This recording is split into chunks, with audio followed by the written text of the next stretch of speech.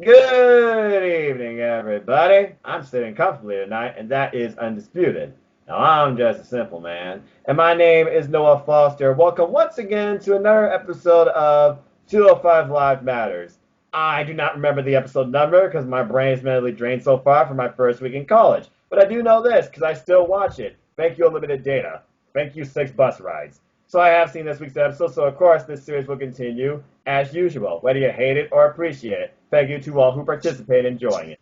With that, we're going to discuss this week's episode and a couple of simple stances in our next match in our top 25 205 Live favorite matches of all time. But before all that, allow me to introduce you, of course, to my co-host. He is a family man. He is a hard-working man. He is a real man. He's not William Regal, but he appreciates that man too. He is, of course, my good friend here, the holiday, Mr. Christopher Mace. Chris, how are you? How's the family? Oh, family's doing good. Long work day. Everybody's freaking out about the hurricane coming through Florida here soon, so gotta be prepared for that. Just be on the safe side. But everything else is going good. Yeah, and I heard about Dorian and stuff like that. You got heavy rain coming, winds, and who knows what sort of stuff. So my prayers and best wishes, and most of all, safety to you, your family, and all the citizens and residents of Florida. And I'm not just saying that because NXT is in Florida as well, okay, people? So don't just, stereotype me like that. I have a heart. You haven't figured it out, unlike most people. Anyway, so yeah. All right, so why don't we just go ahead and get right into this week's episode. So this week's episode 205 Live. You know, with the WWE Network and all the stupid changes they made, I think I'm just going to forget about numbers for now, especially with all the reading and the fact I'm working 12-hour work shift days. Sorry, folks, but at least I got dates. So this week's episode emanated August 27th, 2019, and the primary focus of this week's episode was to figure out who would face Drew Gulak at Clash of Champions for the Cruiserweight Championship, where every title will be on the line, some in stupider circumstances than others, according to No DQ Live recaps. Yep, folks, being back in college, I have not watched Raw or SmackDown Live, and I don't think I am going forward. Wish me luck.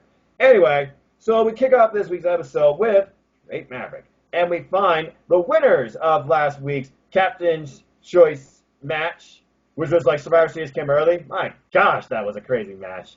It was the Soul Survivors. I'm just going to call them like that. Humberto Carrillo, Oni Lorcan.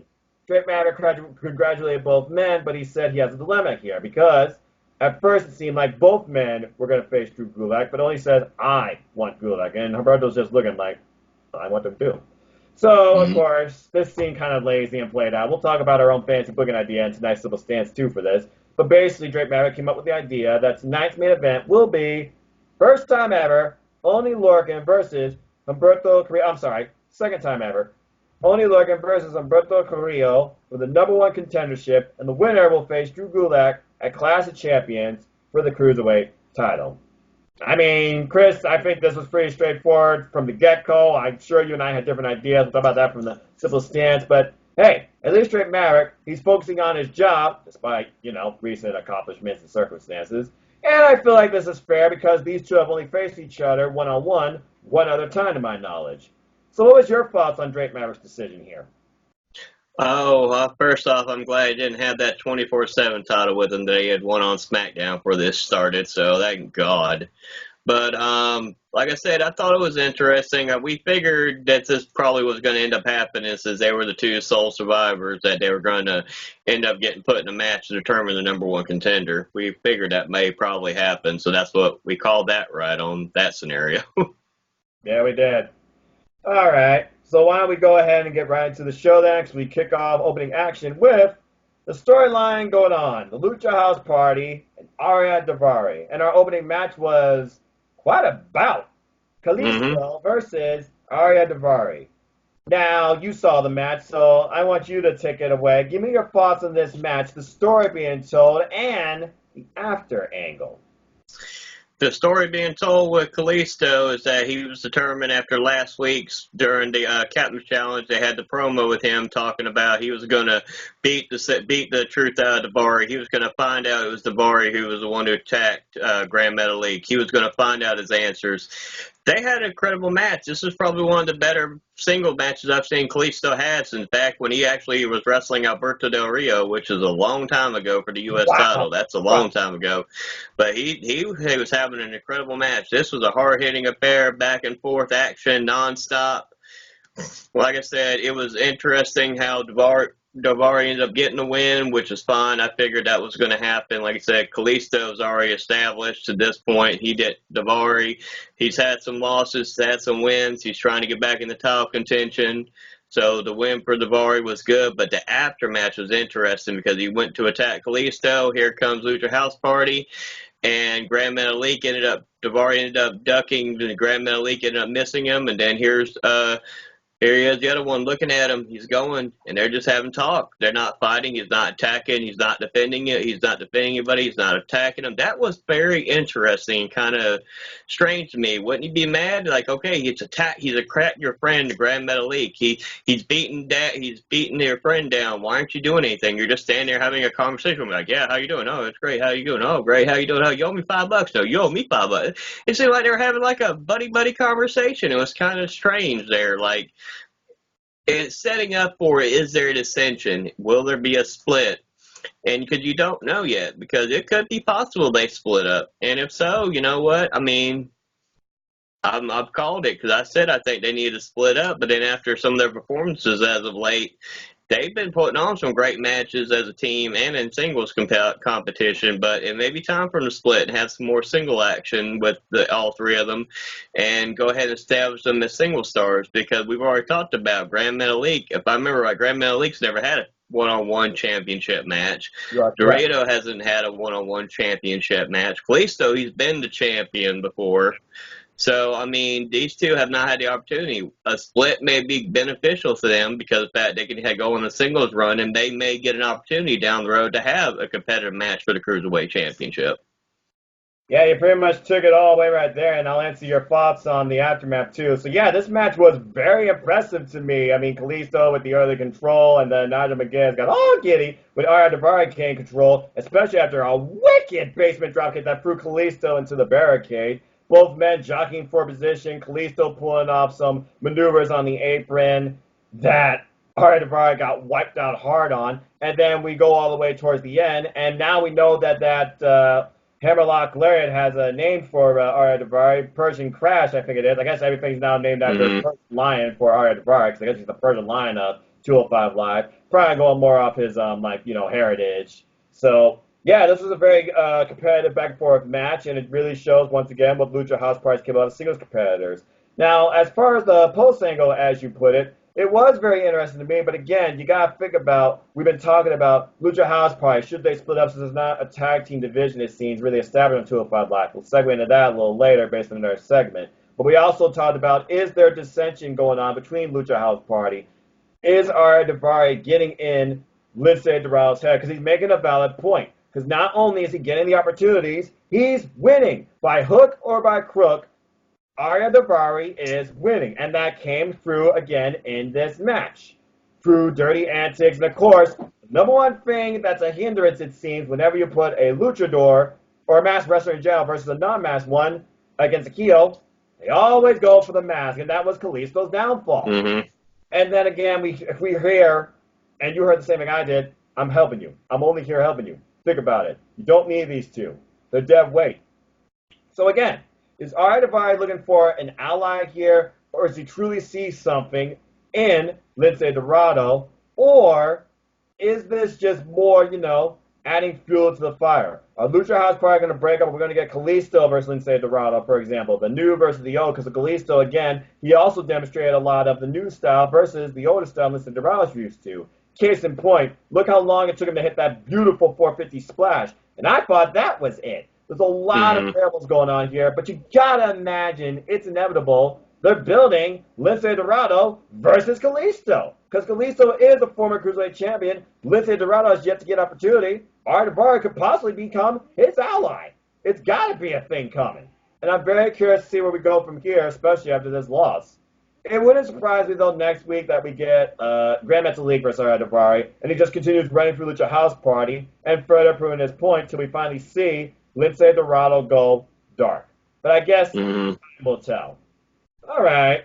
So, yeah, I thought that was a very great opening match. Let's go ahead and talk about the next segment, which was, of course, Tony Nese. Tony Nese, his 205 Live outlook has been a bit, como se dice, fickle. he's not really sure right now where he lies and what he needs to do. He basically gets caught backstage in an interview, and he basically simply says this: maybe I need to be more than a premier athlete. Maybe it's time I change my approach. Change my approach. There's that word again. Change. And again, that's the theme now of 205 Live under the ruler and leadership of the Cruiserweight champion, Drew Gulak, because change is what moves 205 Live, and as long as he's champ, he is the law. So many things that are the man, the big dog, the blah, blah, blah. I can't think of it anymore because I don't give a crap. But seriously, the blank. It just seems so simple anymore to make a WWE story or name or shirt out of that. I wouldn't mind getting Drew Gulak the law type shirt. Still waiting on my Drew Gulak shirt, but going off topic. So, Chris, I'm curious on your thoughts on this. He said the word change. Change his approach. Being more than a premier athlete. What do you think Tony Nese is referring to? His in-ring style, his overall outlook, or packaging? What do you think Tony Nese needs to change, if anything? I think if he's going over a storytelling aspect, he may need to change how vicious he is, how aggressive he is, how determined he is. He's lost suddenly. He may be feeling like he lost some of his edge. He may pull what Gulak did and go to NXT for a little bit and have some competitive matches in NXT. Try to find himself, refocus, change up some stuff, try some new styles, learn some new tricks of the trade, and then come back and go after Gulak again. That's what I would think he would do. He may pull something similar like Gulak did when Gulak went to NXT and he had some incredible matches in NXT with Kushida. I said, so he may pull something similar like that. Yeah, but I'm very curious at this point because he is a former Cruiserweight champion, and right now Tony Nese seems very indecisive right now, and it's just him against the brand, basically. So I'm very curious what this could mean because we know how capable Tony Nese is in the ring. But since losing the title, he's been kind of on a backslide. So I guess we'll see what happens. All right. Why don't you go ahead and talk about this next segment since you are a fan of tag team wrestling. Bale, bale, bale. What were the Singh brothers talking about, and what do you see for them? Talk me through it. Oh, God, I was ignoring them half the time on this promo. Oh, no, they're talking about they need to do something different, and they're going to go, if I remember it, because it was such a boring promo to me. But pretty much they were talking about they were have to go away to Bollywood and stuff, and when they come back, blah, blah. And that's what I got out of it, because that promo was just pure boredom. They're normally entertaining, but that promo to me was so boring, I was trying not to fall asleep during it. So that's one thing. If you watch this episode, just skip through that promo, because that was really boring. It was not one of their best promos, just my opinion. And I really have a good memory, but if I can't remember half of what they said, it had no relevance in the storytelling to me at this point.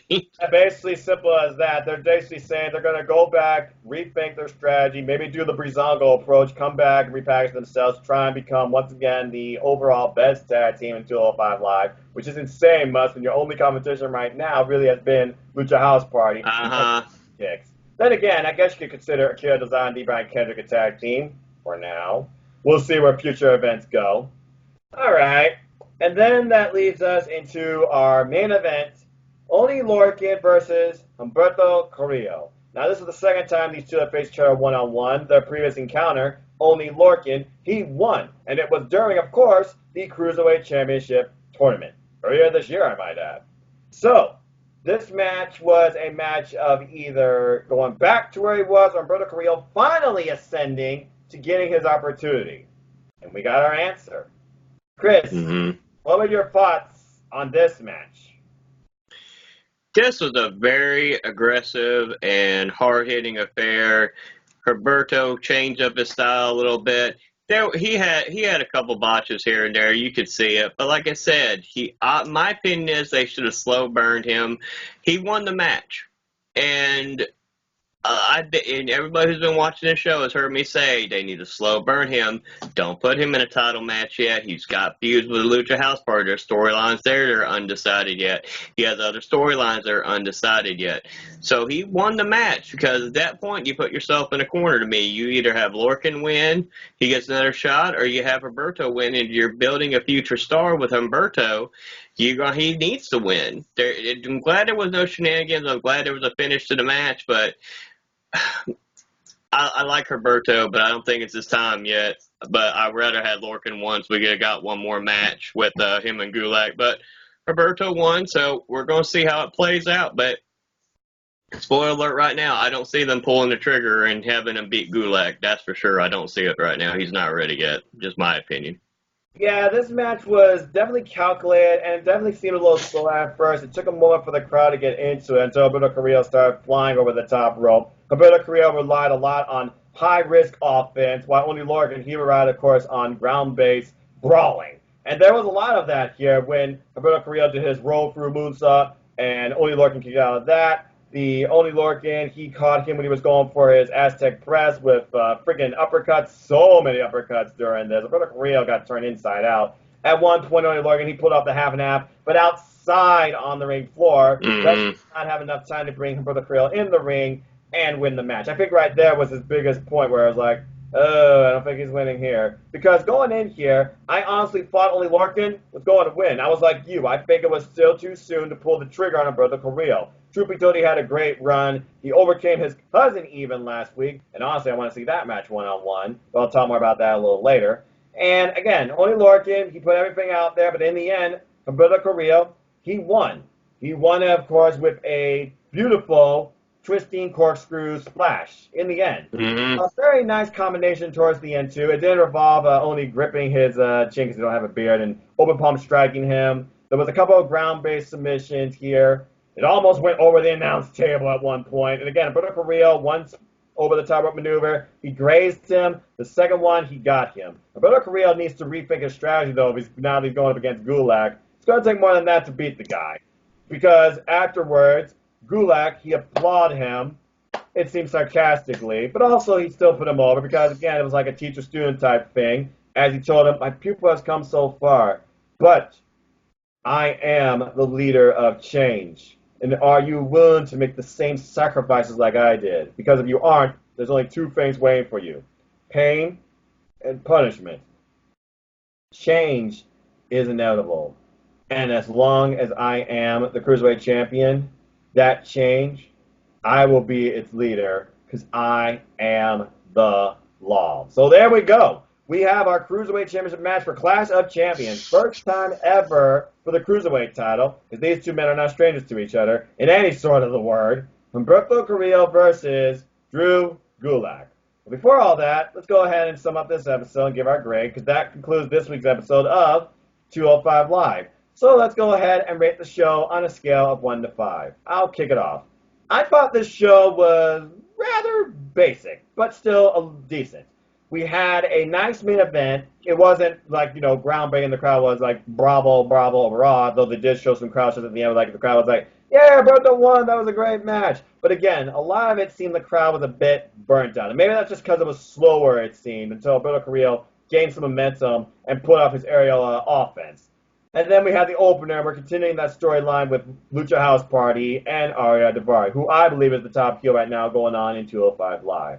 We also still have this internal dissension, maybe, between Akira Tozawa and Brian Kennedy that was foreshadowed with Jack Gallagher, put in the challenge, and we know we are getting that match next week between Jack Gallagher and Brian Kendrick. Seambriars, no idea what to think about that. I don't expect much.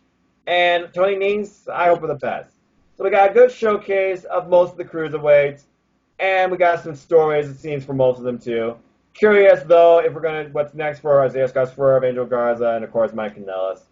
But overall, I feel it was a pretty good show. And also, I forgot to add, Vic Joseph was not there. He was apparently working in NXT UK, preparing for NXT UK TakeOver Cardiff, which, of course, he hyped up. It was Tom Phillips, Nigel McGuinness, and Andy English. And English, I guess, will be on the pre-show this Saturday. So that was kind of also a little bit of a downside for me, too, because Tom Phillips is just another Michael Cole waiting to happen, I feel. Because all he says is, oh! I mean, there's got to be more to you than that. I almost feel like it's contagious. But anyway, not to take too long on rambling on this. This episode, I thought was okay. A little bit more than average. But the commentary, Tom Phillips kind of brought it down for me. I'm going to be a little more respectable, though, and give it 3.5 out of 5. Chris, what about you? What would you grade this week's episode of 205 Live? And do you have any closing comments on it? First off, I'm glad you correct me because I was swearing this week we were going to get the gentleman Jack Gallagher versus Brian Kendrick this week, and so I was disappointed we didn't get that. But if you watch NXT UK, you understand why we didn't get this match this week with Correct. them. But see, I was thinking, I swear, that's why I was disappointed. I was like, man, I really want to see that matchup and let that story continue, and I didn't get that. So then you corrected when you. I'm glad you said it because I was about to ask about that too and say something, but that's on next week. So. Can't wait to see that match, see how that storyline plays out. I'm intrigued with that one right now. But as for the show, like I said, one of the best matches Kalisto's had, single matches he's had since his feud with Alberto Del Rio for the U.S. title. The main event had its good points, had its bad points. I think it's two different contrasts of styles. And like I said, I think I like their first match better than I did this one. I'm going to give it, like you said, I'm going to give it 3.5, and I'm going to add an extra quarter because of the great opening match that they had with Kalisto and Davari. I thought that match was actually better than the main event, to be honest. Yeah, I have to agree. It's sometimes 205 Live. I feel like the main event match should have been like the opener or the middle. It was definitely, I think, but again, you got to focus on the championship being your top tier priority. So, of course, we're going to put a match regarding the championship in the main event picture, which I'm okay with. So, I don't complain too much. But I agree, definitely the opener was better than the closer. I feel like the closer actually went a little longer because, again, there was points where it really felt like it was at rest spots. And you don't see that normally in 205. Mm-hmm. And I feel that also degraded the quality of the match a bit. I'm all about mat wrestling and chain wrestling, but Umberto Carrillo is not that. So you got to have the right formula there, okay? It's one thing to clash styles, it's another thing to play off each other's styles rather well. Only Lorcan, he adapted what it was, he always does. He adapts to any fight he's in. Umberto Carrillo, he's going to rely on his high aerial, high-risk, lucha offensive style. But he also needs to learn to adapt to others around him. I'm going to be curious to see how he does that against Drew Gulak. Speaking of which, let's go ahead now and talk about some simple stances. So we know we got our Cruiserweight Championship match set up, but we also know recently we had a Cruiserweight Championship match at Evolve. Once again, it was Drew Gulak versus Kushida, and Drew Gulak came out victorious. What's it going to take for Drew Gulak to lose that title? So my opening simple stance is this. Drew Gulak as Cruiserweight Champion. Who should he pass the torch to? Should it be Umberto Carrillo? And if so, when? Chris, your thoughts on the next potential Cruiserweight Champion of 205 Live, who and when? Hold on, before I comment on that, that was an awesome match, though, with Gulak and Kushida, and Gulak did get his win back after those two losses, so that was a very impressive match. That was if you haven't seen that match, I would definitely recommend seeing that match. You can see Drew Gulak and Kushida 3, because their first two matches are nothing compared to that match, so that's my opinion on that one. They're all classics. It's a trifecta. But then getting back there, I want Roberto to win, but I don't think it's time yet. I think WrestleMania season would be the best time for him to win. But in the meantime, since they're booking this match, I don't see him winning the title at Clash Champions. It's too soon for him to win the title. He's got too many storylines right now with Angel Garza, with his cousin that I can see coming to 205 Live and fighting against them. He's still got unresolved issues with the Lucha House Party. He's got a couple storylines here and there that could hold him over for a little bit. So them pulling the trigger early, I was kind of really surprised by this. But, I mean, I can't fault them. They're trying to go with a hot hand. If they believe he's the hot hand, that's fine. But he's not ready to be the Cruiserweight Champion. If you need somebody to beat Gulak, I honestly don't see. I mean, he's already beat Lorcan. He's beaten Nice. I mean, he's beaten Tozawa. Since he's been champion, he hasn't wrestled Brian Kendrick, but he hasn't been built up at all. He hasn't wrestled the gentleman Jack Gallagher, so that's somebody he could potentially wrestle. Mike Kanellis is a heel, but when's he going to come back? Is he going to come back? And if so, does he go after Drew Gulak immediately when he comes back and demands that championship match? You have different things you could do. You have people that Drew Gulak can face, but do I see any of them beating Gulak at this moment? Not this Gulak. We're talking about the Gulak from years ago. Yeah, I could have picked anyone to beat Gulak. This is a different. This is a different man. This is a different man. This is a different animal you're messing with. He came back, reinvented himself, and he is going to be a dominant champion for a long time. I don't see him losing that belt till at least WrestleMania. Maybe not even till then. I see him maybe even having a year title run the way he's been built up and going right now. I don't see him losing anytime soon to at least WrestleMania. Sounds like you feel like you could beat Neville's record, who's the longest reigning Cruiserweight champion, I believe, which was I think he will. Which was 192 days. And you know what? I mean, you look at the current roster, but you look at the potential additions that you can see on the roster, even from these special matches. I have to agree. So my thoughts are this.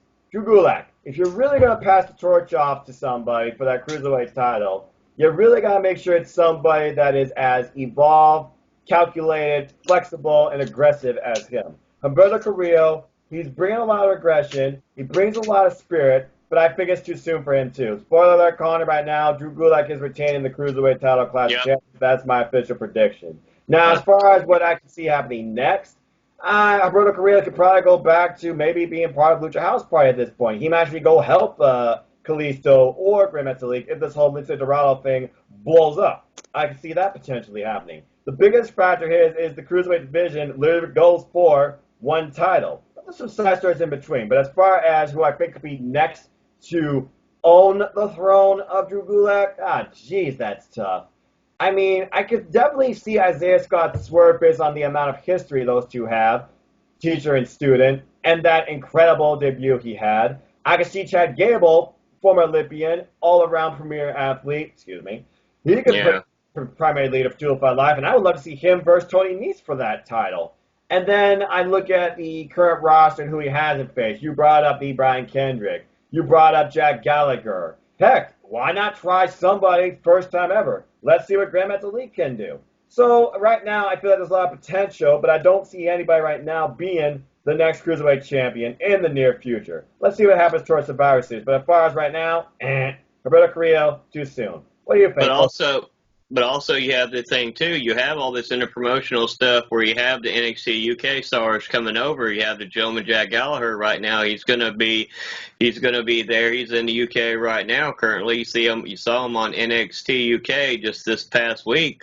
Right. I said, why can't you bring some people over there? Why don't you have a special match with him and Devlin, for example, or Travis Banks or Kenny Williams? You have a lot of people there that could go over there and probably have a program with him and challenge him for the Cruiserweight title.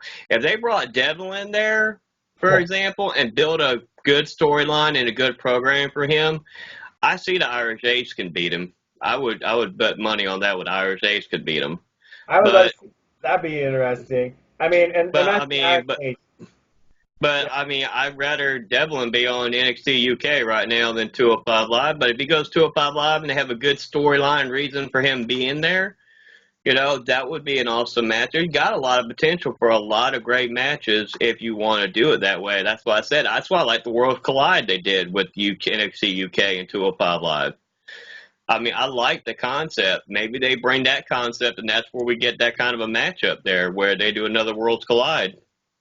Well, they also did recently that Simply Competition special, where it was just 205 Live versus NXT.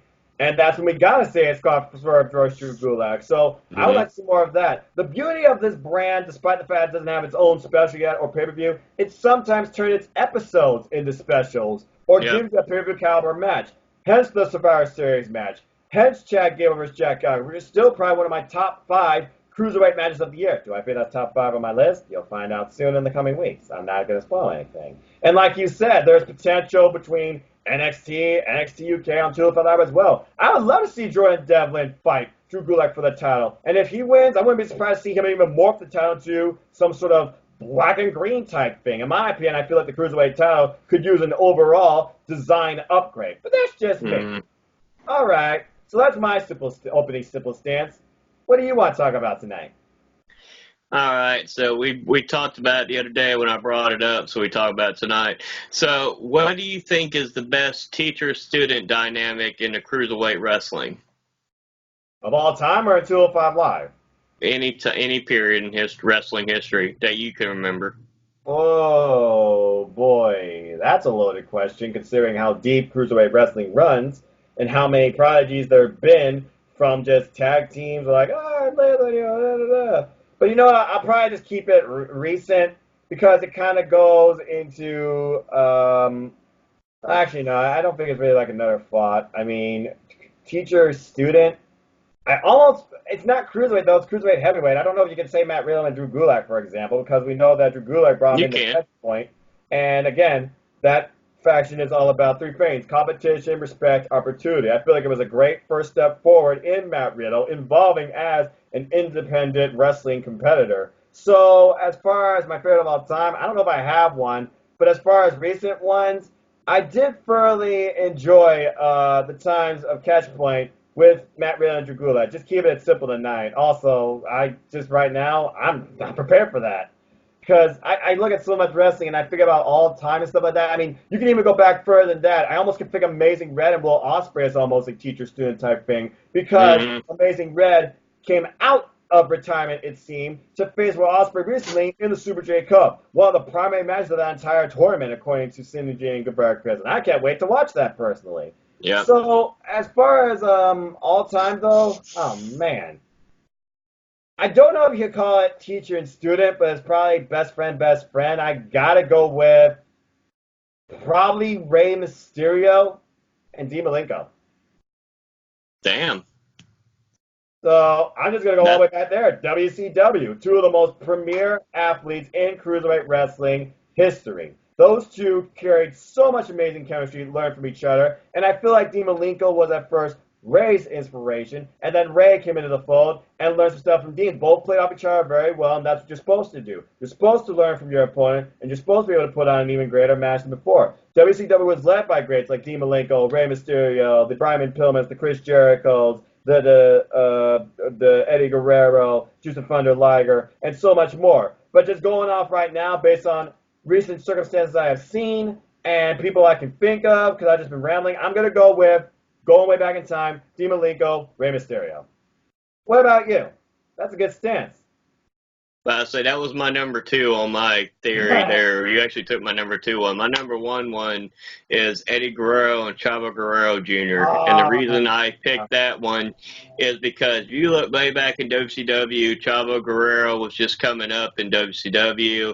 They had their little feud, and then all of a sudden he's got Chavo under his wing. He's got him wearing Eddie's My Favorite Wrestler shirt and all kinds of stuff, humiliating him, trying to teach him to be a better wrestler. The whole storyline. That's where he came up with Peppy, his horse, which was yeah, hilarious stuff. I remember that. I do remember that. I may And, not have grew up on WCW, but I've been watching it on the network. And that was some of the funniest stuff. And then they went their own ways for a little while. Then they got back together. And then I mean, all in all, at Chavo Guerrero Jr., they are family.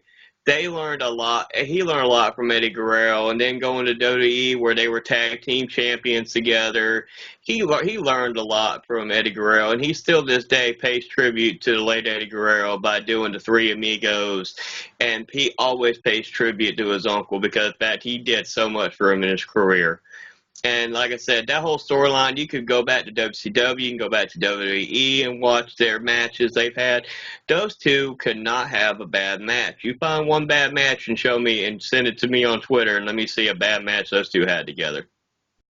well said. And yeah, good luck, people, on that. I mean, the Guerrero family, wrestling's in their blood. I know we're talking about the Garza family most recently, but Guerrero's, man, enough said. Eddie, Chavo, people, Guerrero, enough said.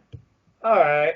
Speaking of which, I want to go into a fantasy booking stance because before I learned how they were going to do, of course, the one contendership to this, I had different ideas. Now, I understand only Logan and Alberto Carrillo, they were the sole survivors in that Captain's Challenge match. It's about what have you done for me recently, not what have you done overall, apparently, with Drew Maverick. And they did put this over during the show, too, and during their main event match. But here's the thing.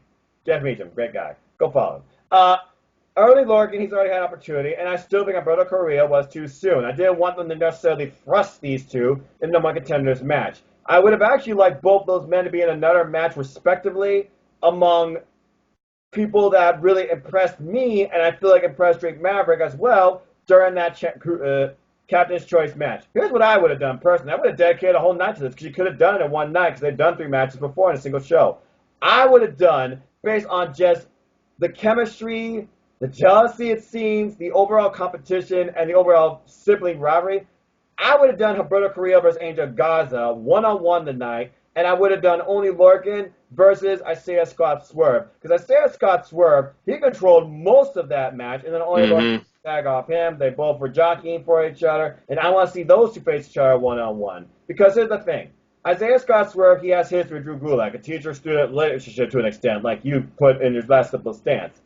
Roberto Carrillo, he's been impressive since day one, but Angel Garza, those two together, that was incredible. I can see Angel Garza being a top-tier contender on the 205 roster for the Cruiserweight title as well. And I truly want to see those two face each other one-on-one. It's a battle of cousins, and it also would mean some interesting commentary between Nigel McGuinness and Andy English. So you got some interesting storytelling to behold. And then you think about the combination that could come out of these two. We could have NXT Breakout Tourney rematch, I believe. Isaiah Scott Swerve, Angel Garza. You could have Roberto Carrillo versus Isaiah Scott Swerve. You could have only Lorcan versus Angel Garza. There would have been more dynamics here because necessarily, I don't feel like wrestling should always be focused around heel versus face.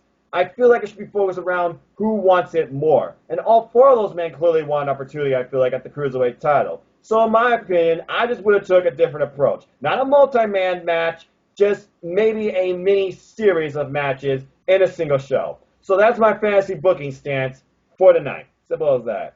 Chris, fantasy book how you would declare the new number 1 contender Drew Gulak's Cruiserweight title instead of what they did. What would have been your creative booking? I would have gone old school. I would have done an ECW Double Jeopardy match. I would have had 2 matches going on at once. I would have had Humberto fighting. Oh my God, I went completely brain. He would have had him fighting Angel Garza, and I had Lorcan fighting Swerve at the same time. If you don't know what an ECW Double Jeopardy match is, they only did one, which is where you had 2 matches going on at the same time. So you would have, for example, you'd have Roberto fighting Angel Garza in the match. At the same time, you'd have Swerve and Lorcan fighting each other at the same time. Lorcan and Swerve could only pin each other. Roberto and Garza could only pin each other. Whoever got the pin first, they would get out of the match. If still, like for example, say if Angel Garza pinned Humberto in the match, if Lorcan and Swerve are still fighting, he's going to get out of the way. He's got to get out of the match so they can finish their match. Once there's a winner determined, so say Garza's won, he's beat Humberto, then Lorcan beats Swerve. So then they two are going to wrestle each other right then and there, and the winner of that match will determine the new Cruiserweight, number 1 Cruiserweight contender. They've only won 1 Double Jeopardy match. Now, the only difference with that theory is the way they did it was both men got both the matches, because it was for the ECW title. Okay. So both of them got the pin at the same time, so that pretty much eliminated that whole, but that was what the rules of the match were. Okay. And shout out to our own Matt General, Jerry Slaughter. Hope you enjoyed your birthday. He gave some thoughts, too. He also said he would have liked to have seen a triple threat match with Garza, Carrillo, and Scott to determine number 1, possibly a match of elimination. Actually, both. Started out as a triple threat, have one eliminated by pinfall, typo, I know what he was saying, or submission, then a ladder match right after it to name the contender. A very interesting series of matches as well, per se. So I kind of like that thought. But again, it is what it is. We got our official answer. So we'll see what happens. All right. Is there anything else on your mind tonight for Simple Stances? So how do you think they should go about determining a new number 1 contender once this feud's over with Gulak and Humberto? Future booking. Okay, let's figure about this. What's the next pay-per-view after Clash of Champions? Hell in a Cell. Mm-hmm. We have yet to see a sort of cage-based match on the 205 Live brand for the title. Now, obviously, I don't see them doing a cage match on 205 Live itself. There isn't enough time. No one's going to assemble it. So, I would definitely try and do the Cruiserweight title match with a steel cage, at least. Because I feel like that is the perfect environment for a Cruiserweight to pull off some amazing dynamic offense and give the crowd a moment to remember. Hence the reason why Vince may want to put it on the main card, because it will actually influence the crowd to be like, wow, this is awesome, because Vince is all about the high spots. Now, as far as the setup to who I think could be in that match, I mean, tough and gritty. I could obviously see him doing Only Lorcan versus Drew Gulak in that sort of match. But honestly, I could see them probably trying to set up something with Ariya Davari and maybe his lackey or partner or friend or training buddy that I could see finally happening come to be.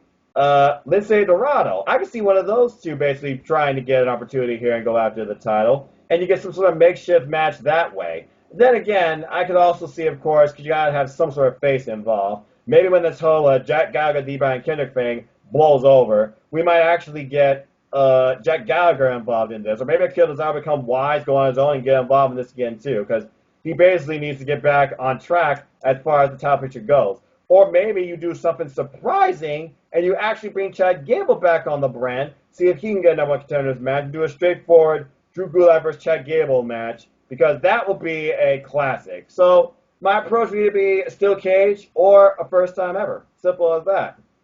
What about you? Since you're talking about, again, the next pay will be Hell in a Cell. You would have like about a month to book.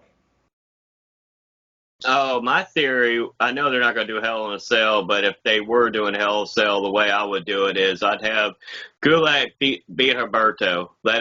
Let Humberto come within like an inch away, like he hits his finish, and Gulak kicks out at 2 1/3. Now Gulak's pissed. He beats the shit out of Humberto, ends up getting him. He makes him submit. He holds the submission on too long. He continues to beat the crap out of him for a long period of time.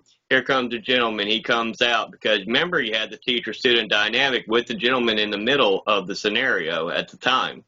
He comes out to go save Humberto, so then they start having a little fight with each other and everything else. Now you got Lorcan involved too, because Lorcan still wants his rematch for this, and Lorcan's angry at the fact of what's happened with this scenario, what Gulak has done, because now Humberto in the storyline is going to be out with an injury for a while. He's got to sell this injury that Gulak is just pretty much beating the crap out of him after the match, because Humberto almost beat his former teacher.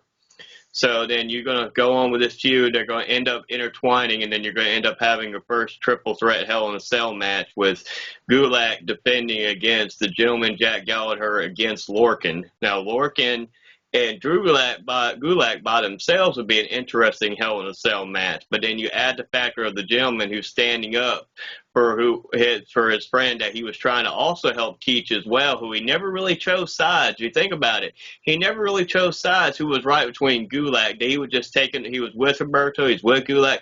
He never really chose sides who was right or who was wrong on anything. But right. Now he's angry for what Gulak has done. He feels like he pushed too far with Humberto. His actions were unforgivable, and he has to stand up for his friend now. So now he has chosen the side of who was right and who was wrong. And so then you do this triple threat Hell in a Cell match, because now you have justification of why you would need a Hell in a Cell match, because each week you go through 205 Live and Lorcan be going after Gulak in the backstage area trying to attack him. The gentleman, every time you see Gulak, if Gulak was in a match, gentleman be coming running down trying to get to him. Lorcan be trying to get to him. You would have to have it confined in a Hell in a Cell match to settle this issue. And then you could have Gulak get a really big win. And because then you could have him beat the gentleman. The gentleman hadn't had a title match since what? Royal Rumble against Neville? If I remember right, his only title match? Yes, that is correct. So this would be a long time in the making. Yes, the gentleman has other programs, but for this storyline purpose, it would work because of the history of him and Gulak and Humberto.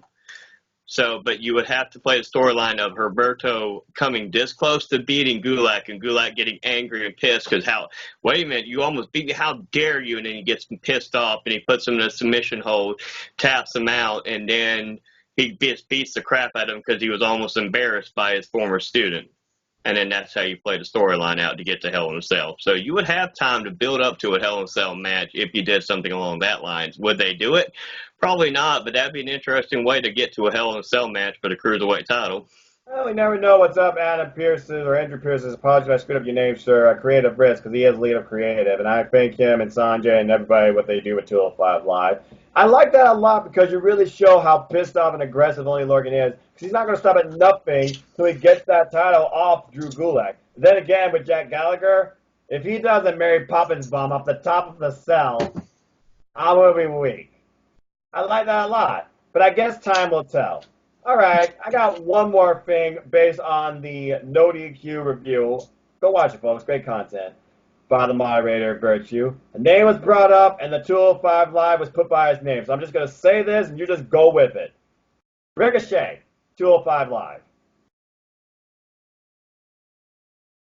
I would love him in 205 Live. 205 Live, honestly. He's fucking that damn good. If he's not going to win the King of the Ring, which I didn't think going to win King of the Ring, I picked Chad Gable. If I lose, oh well. That was my fantasy book, and I picked Chad Gable because I believe in him, and he's a phenomenal wrestler. But if you put Ricochet in there, if he's not going to win King of the Ring and you move him to 205 Live, fuck yeah. I'm sorry the way I said that, but fuck yeah. I would love Ricochet in 205 Live. All right, and I would have to agree because people have been getting on his case for one major thing: promos. On 205 Live, you don't necessarily need to be a strong promo to be a top-tier person or go after the Cruiserweight title. You just got to be a phenomenal wrestler. Ricochet is incredible. Now, I heard how good that Drew Gulak and Ricochet match was. Another match I probably should go back through and watch. Now that my mom has Hulu back on, maybe I'll go back and watch both those matches when we're done here. But the bottom line is this. Ricochet, don't give a long promo. He's too green in that. But, of course, you're not a strong promo out the gate. This is going to relegate you to mid-card or forgetfulness. I feel like Ricochet would add a huge dynamic to 205 Live. And as far as bringing him in for a debut, the very first person I would put him up against, Isaiah Scott Swerve. I would love to see Ricochet introduced against Isaiah Scott Swerve in another #1 contenders Cruiserweight Championship tournament. Maybe that could be a plan towards next year WrestleMania. Only time will tell. But that's just a brief, simple thought on one premier person that I feel like would fit perfectly on 205 Live, and that is the one and only Ricochet. And spoiler alert, or maybe not spoiler alert, but I'm just going to go with Vince mentality. All hell King Corbin. Glasses off, people, if you agree with me. But I like Oh, Lord. No, Chad Gable's going to win. I'm going to keep hoping now. Like, say my prayers, eat my vitamins. Chad Gable's going to win. I got the longest shot at anybody. Well, that's true. All right. One more name before we go into our, of course, top 25 match, number 18, I believe. Because I think this would probably be the biggest name you can get on the brand. And maybe the one thing he hasn't done yet. And maybe the one thing that can change his style or where it will be still acceptable. Because I effing hate it right now. SW Champion. Kofi Kingston. 205 Live.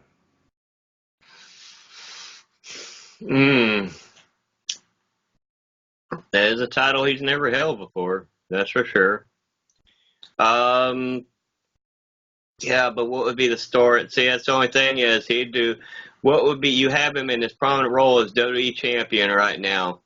Okay, you're telling these stories about how he's had to overcome 11 years story to get to that point.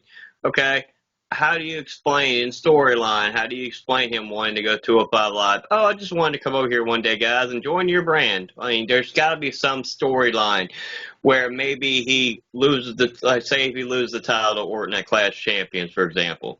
Yeah. Then he gets a rematch, and if he loses his rematch, he can no longer be on Raw or SmackDown. He has to leave the main roster.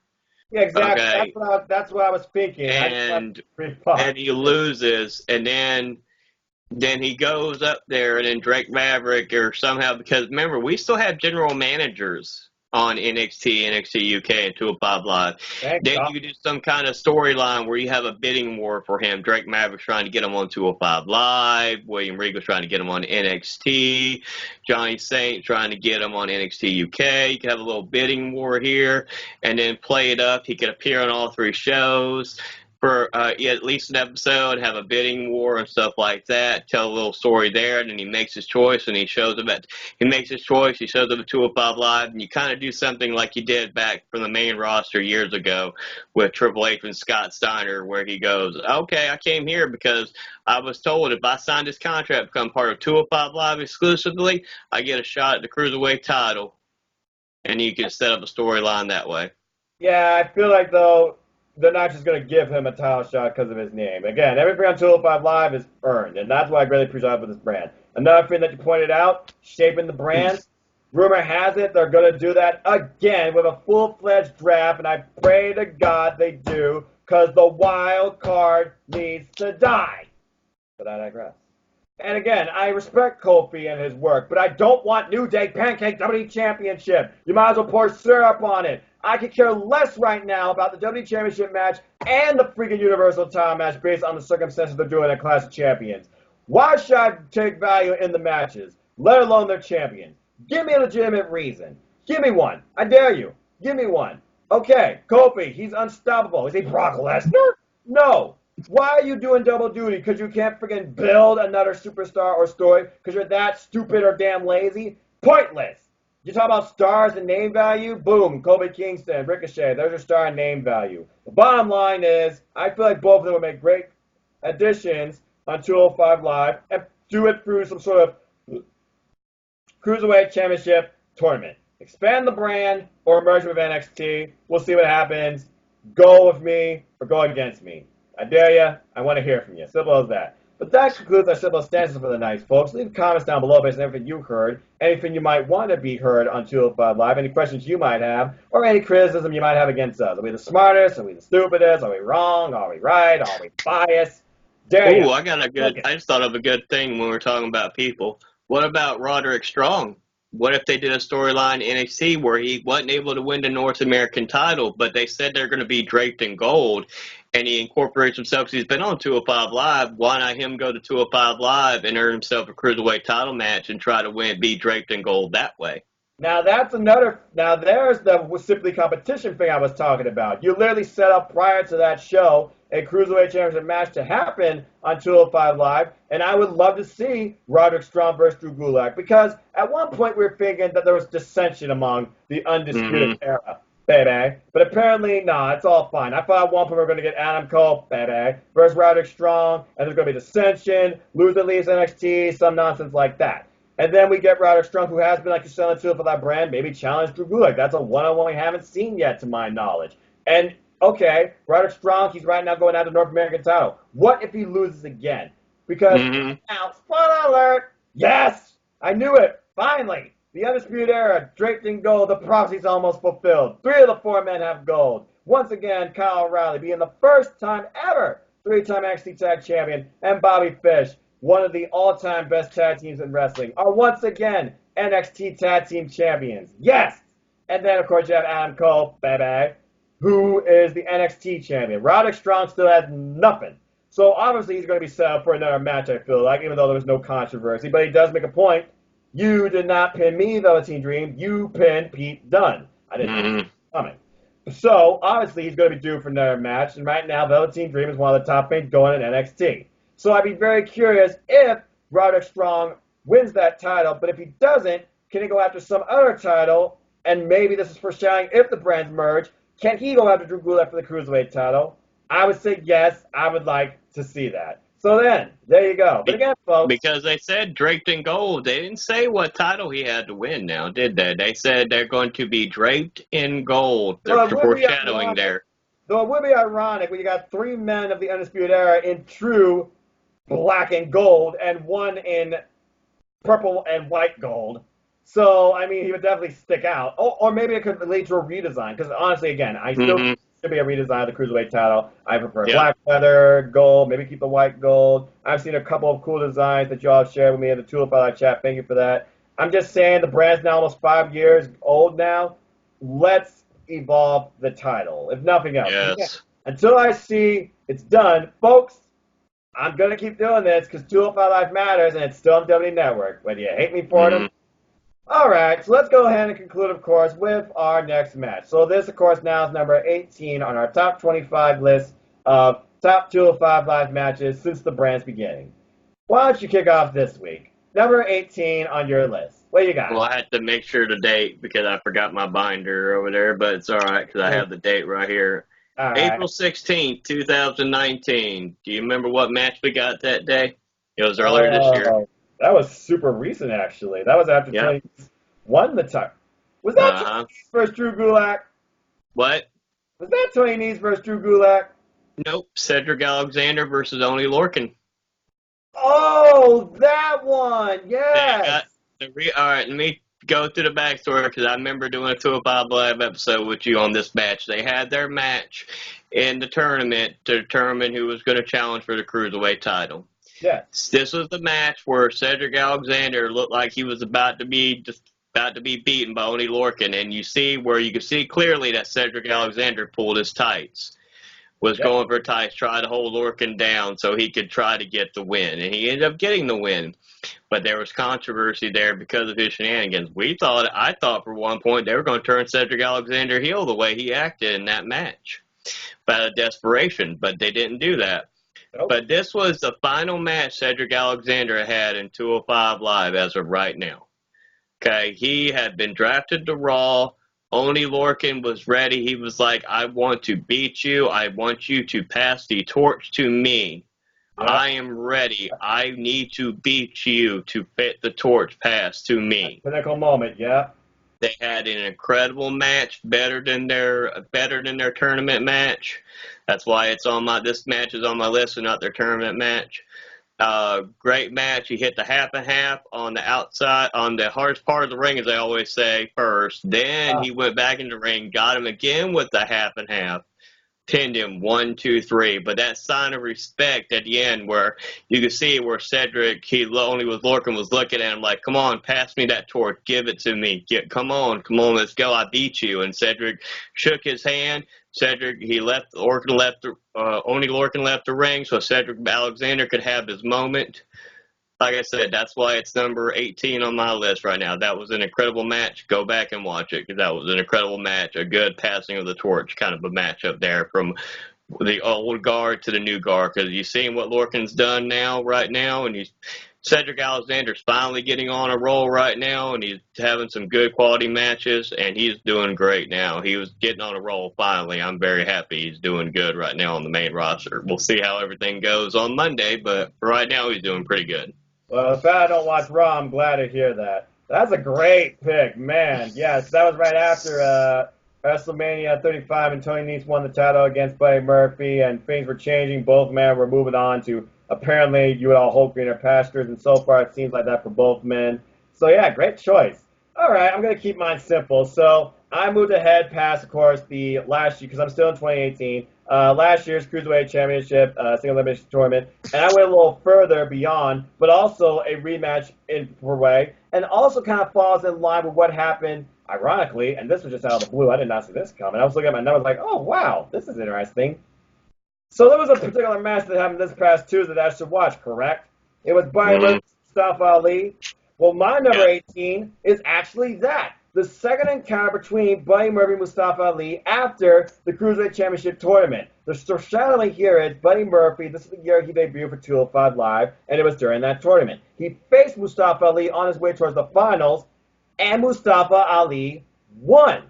Yep. Buddy Murphy, to that point, that was the only blemish on his record via pinfall or submission. So, feuding later built towards this big, epic rematch. And boy, was it an epic rematch, as it showed how much Buddy Murphy can go, the heart of Mustafa Ali, but also the selling, because a couple of key spots here, that freaking spiking tornado DDT from in between the ropes, and he turned a powerbomb Mustafa Ali did into a spike DDT, dropped Buddy Murphy standing on his head. But again, foreshadowing, Buddy Murphy, later on in the match towards the end, he worked the left arm the same way he apparently injured Mustafa Ali earlier that year, and it led toward him picking up the win with Murphy's Law to a standing ovation. Not only did this give Buddy Murphy redemption, but it also put him on his way towards facing Cedric Alexander for the Cruiserweight title later that year. While Mustafa Ali, at that point, he was already moving on into SmackDown Live. It was one of Mustafa Ali's last great matches, in my opinion, and one of the first points of Buddy Murphy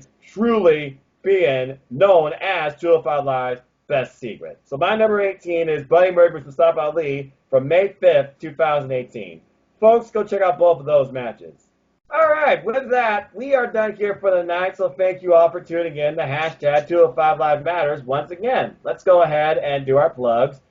Chris, you and I got one heck of a weekend ahead of us, and it's always a pleasure to start doing this forum with you every week. Anything you want to plug, and where can people find you?